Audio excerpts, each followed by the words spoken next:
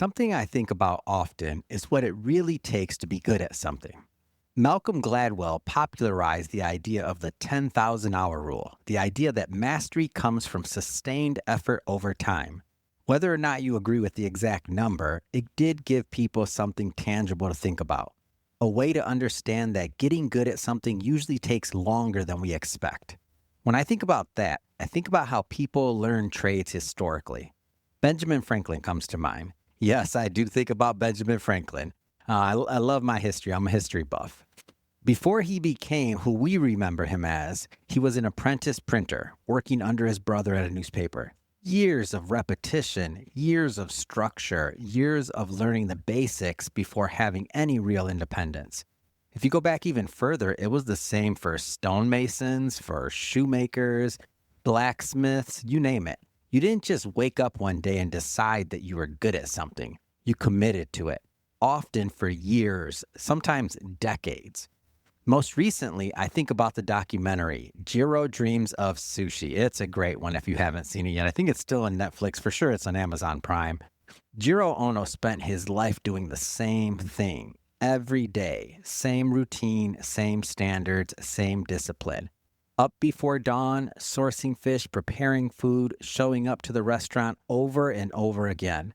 Not because he was obsessed, but because he believed it was his responsibility to the craft. What really sticks with me, though, isn't just Jiro, it's his apprentices. There are stories of people spending years, sometimes close to a decade, just learning how to cook rice properly. Imagine starting a job, I can't even picture this. Imagine starting a job where someone tells you, okay, for the next 10 years, you're going to focus on rice. That's it, how to make rice. How many of us would stay? If I'm being honest, I probably wouldn't. That level of patience isn't for everyone, specifically for me when it comes to making rice, okay? So I know that that's not my sphere of excellence. For the apprentices, though, it's a dream come true to study under Jiro. And that's okay. That's okay. Everybody has a different want and a different wish and a different purpose. Not everybody wants to, and also not everybody wants to be the best in the world at what they do. So think about that for a moment. Not everybody wants to be the Michael Jordan of basketball. Not everybody wants to be the top in their field. And that too is okay. Today we talk a lot about balance, quality of life, and redefining success. I get that. I agree with a lot of it. A friend of mine, he recently described, we were having a conversation as we often do, and he recently described work using his idea of browser tabs. Some people operate with a lot of tabs open in their life. So think about that. Multiple businesses, multiple priorities, constant context switching, they thrive that way. I'm not that person. For me, my tab, like the tab that I excel in, that I want to be the best in the world in, is podcasting. Podcasting has brought me joy. It's brought me purpose, relationships, and opportunity that I could have never planned for. I love the work. I love the conversations. I love the process. When I think about how Michael Jordan stepped onto the court, fully present, fully focused on the game, that's how I think about podcasting. When I'm in it, I'm all in. In my most recent book, 1 Billion Podcasts, The Future of All Media, I talk about something that might even sound extreme at first. I can picture myself podcasting well into old age, even at 100 years old. Why think that far ahead? Because when you see something as a lifelong craft, the pressure changes. You stop rushing, you stop comparing, you stop worrying about where you should, quote unquote, be by now. Podcasting at its best keeps me connected to the world. It keeps my mind active. It keeps me curious. It gives me a front row seat to ideas, stories, and perspectives from people all over the globe. And I like to think it does the same for my audience as well. I'm taking them on a journey with me. So the question I'll leave you with is this. Where are you at in your journey? Are you still in the apprenticeship stage? Are you learning the fundamentals? Are you deep in the work, building consistency? If you're in these stages, I just want you to understand, give yourself time. Are you in a position where you've earned mastery? Whatever stage you're in, each stage has value. If you're early, as I mentioned, give yourself time. If you start thinking in the sense of 5 years, 10 years, 20 years, or 30-year careers, things start to change. You start to think differently. For myself, even though I've been in podcasting now going on 10 years, a little over 9 years going on 10 years, when I compare myself to the greats, not because I'm comparing catalogs or talent or anything else, but I'm just thinking about the time in the actual game. When I think about the greats, think about the Johnny Carsons of the world. Think about the Jay Lenos, the David Lettermans, the Oprahs.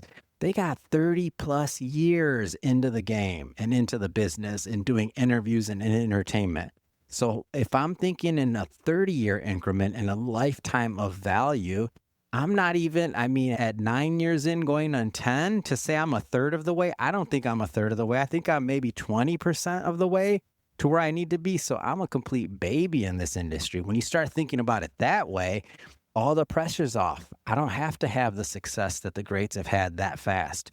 In 10 years, in 20 years, am I going to be better in 20 years than I am right now? Absolutely. The catalog will be bigger. I would have had more conversations. I would have had more experiences in life. I would have naturally matured through life, different stages of life in that time period. How can the shows not be better? How can the conversations not be better? I'm striving to grow and be better for myself. Of course, that's a given, but also so that the quality and the content I bring to my audience increases. So that's the way I approach my craft. Now, I want you to take that same approach and apply it to whatever you're doing. It doesn't have to be being a podcaster or entertainment or even creating content. Whatever you're doing, whatever motivates you or whatever you want to be the best at. And I don't mean in the sense of comparing yourself to others. I mean on the personal journey that goes on between your ears. Like that's the one that matters. The journey between your ears, what's going on inside your head, inside your mind, that's what matters. And if you're established already and you're not in that apprenticeship stage and you're, let's say, in that mastery stage, of course, recognize what you've built. But I'd also encourage you or have you think about considering to pay it forward. And what can that look like? It can look like paying it forward in the sense of mentorship or helping out somebody else that you can mentor along the way, because I'm sure that somebody helped you at some point. Like, absolutely. Like somebody helped you. So paying that forward and helping somebody and lifting them up, whether, again, it's in mentorship, it's in ideas, it's in some of your time. Like pay that forward, like keep the cycle going, circulate the knowledge, circulate, even if you're in the position, the wealth, invest in others, like recognize your mastery, but also feed back into the system that ultimately fed you.